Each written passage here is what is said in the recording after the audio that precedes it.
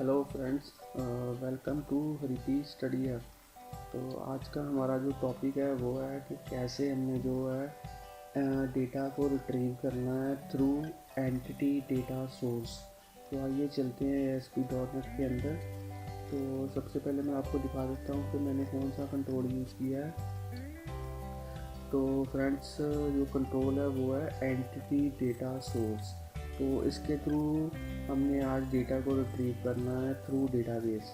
तो मेरे पास एक ऑलरेडी प्रोजेक्ट पहले ही बना हुआ है। पहले मैं इसको रन करके आपको इसकी वर्किंग समझा दूँगा। उसके बाद में आपको बताऊँगा कि कैसे हमने ये वाला प्रोजेक्ट जो है वो डेवलप करना है। तो हमारे पास ये वाला प्रोजेक्ट ऑलरेडी बना हुआ है, retrieve data into grid view. तो ये मैंने ग्रिड व्यू यूज़ किया है यूजिंग एंटिटी डेटा सोर्स। तो ये एंटिटी डेटा सोर्स कंट्रोल है। Select statement with entity data model. तो जो मॉडल मैंने यूज़ किया है वो मैंने यूज़ किया है एंटिटी डेटा मॉडल। तो ये उसके लिए ये वाली फ़ाइल है, ये भी आपको बताऊंगा कि कैसे आपने ये वाली फ़ाइल को क्रिएट करना है।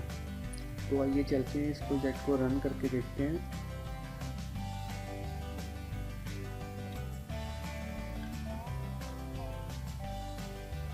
तो ये देखिए फ्रेंड्स, जो मेरा प्रोजेक्ट है वो रन हो चुका है। तो ये सारा ही वो डेटा है जो मैंने डेटाबेस से रिट्रीव किया है ग्रिड व्यू के अंदर। बट मैंने जो कंट्रोल यूज़ किया है वो है एंटिटी डेटा सोर्स, और जो मैंने मॉडल यूज़ किया है वो किया है एंटिटी डेटा मॉडल।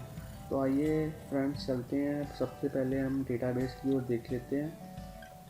तो ये मेरा SQL सर्वर 2005 है। तो मेरा जो SQL सर्वर में सर्वर का नेम है वो है विकास PC SQL एक्सप्रेस।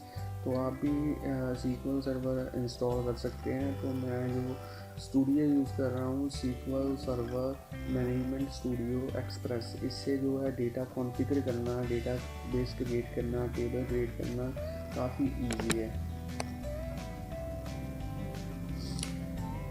तो ये देखिए फ्रेंड्स, मेरी डेटा सर्वर के साथ कनेक्टिविटी हो चुकी है। तो जो मैं डेटाबेस यूज़ कर रहा हूँ वो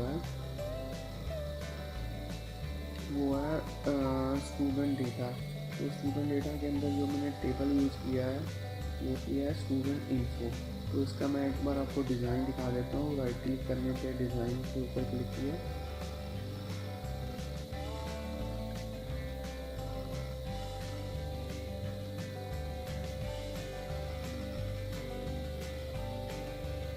तो फ्रेंड्स देख सकते हैं आप कि मेरे पास जो डिज़ाइन है वो आ चुका है। तो मैंने 4 कॉलम यूज़ किए हैं। आप वीडियो को स्टॉप करके पूरे टेबल को नोट डाउन कर सकते हैं। तो जो रोल नंबर है उसको मैंने प्राइमरी की सेट किया हुआ है। तो आइए इसमें डेटा देख लेते हैं एक बार।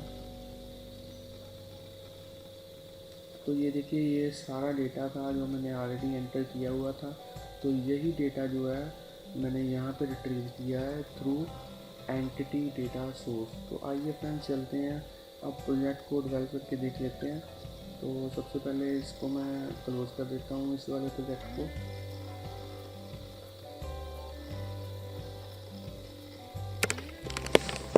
तो एक नया प्रोजेक्ट क्रिएट करते हैं। तो आप चाहे प्रोजेक्ट क्रिएट करें चाहे वेबसाइट क्रिएट करें, ये आपकी ऊपर डिपेंड करता है।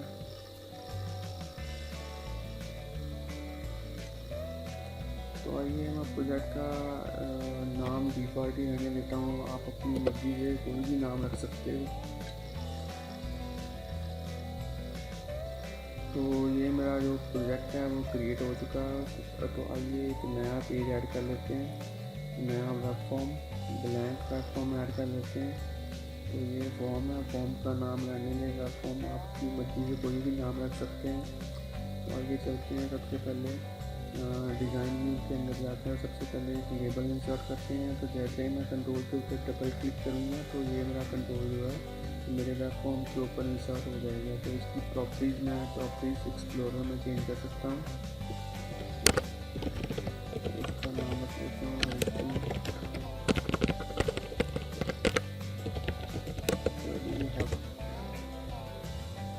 तो इसका जो फॉन्ट है वो भी मैं चेंज कर देता हूँ। ये जस्ट मेरी ये चैनल की प्रमोशन के लिए है। तो आइए हेडिंग देते हैं, डेटा इनटू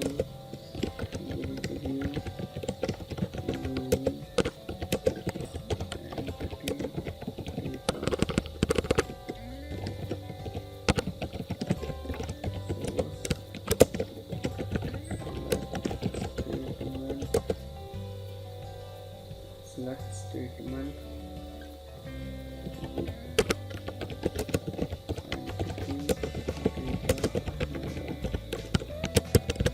सबसे पहले मैं जो कंट्रोल यूज़ करूँगा वो करूँगा ग्रिड व्यू।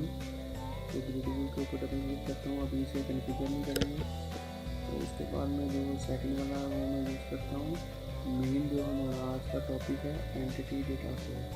तो इसको यूज़ करने के लिए फ्रेंड्स मुझे एक एंटिटी डेटा मॉडल क्रिएट करना पड़ेगा। उसके लिए ऐड करते हैं न्यू आइटम। तो यहाँ पे मैं लिखूँगा एंटिटी, सर्च करूँगा और सबसे पहले जो मेरे पास जो है आइटम हुआ है ADIO.NET एंटिटी डेटा मॉडल। तो इसको मैं ऐड करूँगा, इसका नाम रख देता हूँ डेटा। तो इस फाइल का नाम है एक्सटेंशन है EDMX, इसको ऐड कर देते हैं।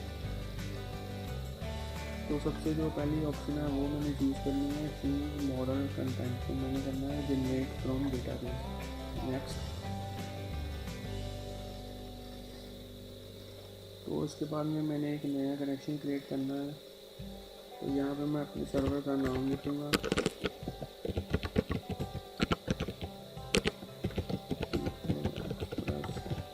तो यहाँ पे मैं डेटाबेस को सिलेक्ट करूँगा जिसके टेबल के साथ मैंने कनेक्टिविटी करवानी है। तो मेरे डेटाबेस का नाम था स्टूडेंट डेटा। तो चेक करके देख लेते हैं। ओके। तो यहाँ पे मैंने टिक जो है वो चेकबॉक्स के ऊपर टिक लगी रहने दी है। तो मेरे जो कनेक्शन का नाम है वो है स्टूडेंट डेटा एंटिटीज। तो अब ये करेगा choose your data base object है। तो इसको मैंने सबसे पहले एक्सपेंड करना है। उसके बाद में मैंने इस स्टूडेंट इन्फो को चेक कर देना है और बाद में फिनिश।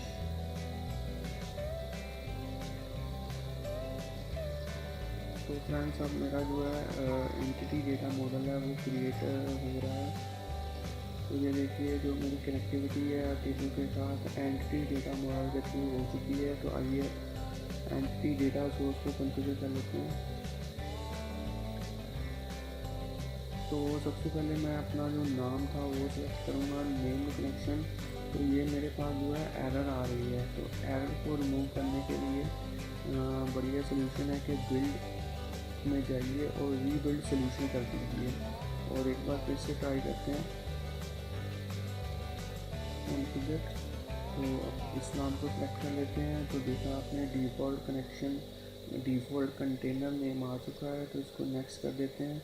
तो यहाँ से एंटिटी सेट मतलब कि वो टेबल का नाम सेलेक्ट करते हैं। और यहाँ पे मैं देखा यहाँ पे सिलेक्ट ऑल कर देते हैं क्योंकि हमने सारे ही कॉलम रिट्रीव करने हैं। तो फिनिश कर देते हैं।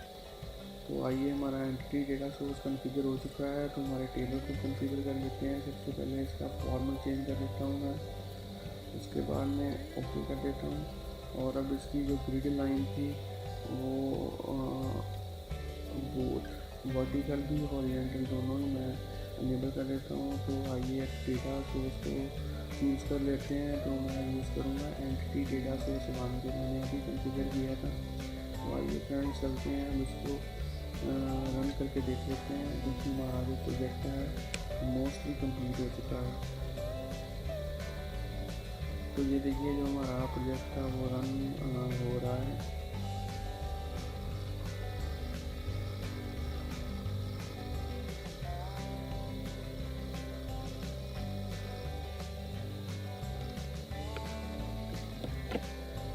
ये देखिए फ्रेंड्स जो हमारा प्रोजेक्ट है वो रन हो चुका है। तो ये देखिए वो सारा ही डेटा जो स्टूडेंट इन्फो के अंदर था वो सारा डेटा रिट्रीव हो चुका है। बेसिकली मैंने जो डेटा सोर्स यूज़ किया है वो है एंटिटी डेटा सोर्स। तो एंटिटी डेटा सोर्स फ्रेंड्स हमेशा ही एंटिटी डेटा मॉडल के साथ यूज होता है। एंटिटी डेटा मॉडल के काफ़ी सारे एडवांस फीचर्स हैं। बिगिनर को तो चाहे इसका ना पता चले, मगर जो एडवांस लेवल के ऊपर आपके एंटिटी डेटा मॉडल को यूज़ करते हैं तो काफ़ी सारे फीचर्स हमें प्रोवाइड होते हैं। तो इसी फीचर्स को यूज़ करने के लिए हम एंटिटी डेटा सोर्स को यूज़ करते हैं। तो thanks friends for watching video. तो हमारा जो हरिती स्टडी हब चैनल है वो यूट्यूब के ऊपर है। तो ऐसे ही हम इजी वे के साथ जो ट्यूटोरियल्स हैं वो अपलोड करते रहते हैं। तो हमारा जो चैनल है उसको सब्सक्राइब करना मत भूलिए ताकि आप डे बाय डे नई वीडियोस आपको मिलती रहें।